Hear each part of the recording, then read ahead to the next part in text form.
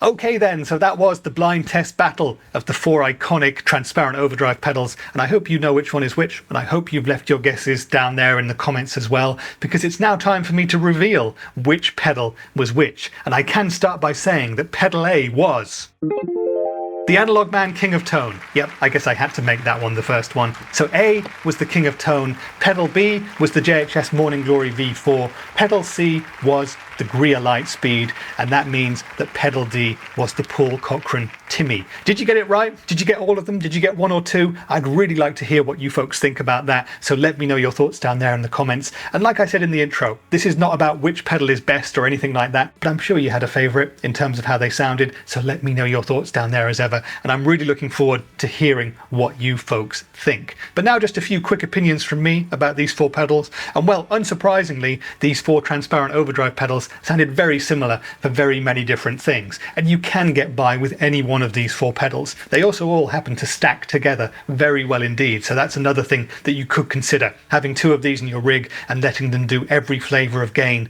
that you could ever need. But in my opinion, well, the first that I acquired was the Greer Lightspeed, and this is such a simple but simply wonderful pedal for me. It always makes me sound better, and it's always first on my board when I make a new one. So if you're someone who's after a very simple drive, just the three knobs on this one, that's always going to give you a bit more than what you've already got, well, this is definitely going to be the one for you. Now, you've also got a fair bit of drive if you wind up the gain control on the Lightspeed. It gives you a bit more bottom end the more you wind it up, so you get a thicker tone. It's a tiny bit more scooped than the three other pedals in certain settings too, so if you like that kind of thing, the Lightspeed is going to be your perfect companion, and I can't recommend this pedal highly enough. So that's the Lightspeed. Second one we're going to talk about is the Paul Cochrane Timmy, and this is one which just has huge amounts of aura and is a fantastic pedal just to look down and see on your board. You've got a Timmy, well, that's fantastic. That's a similar thing with the King of Tone, which we'll get to next. But what I love about the Timmy is the fact that while it's great as a transparent drive and a sparkly low gain overdrive,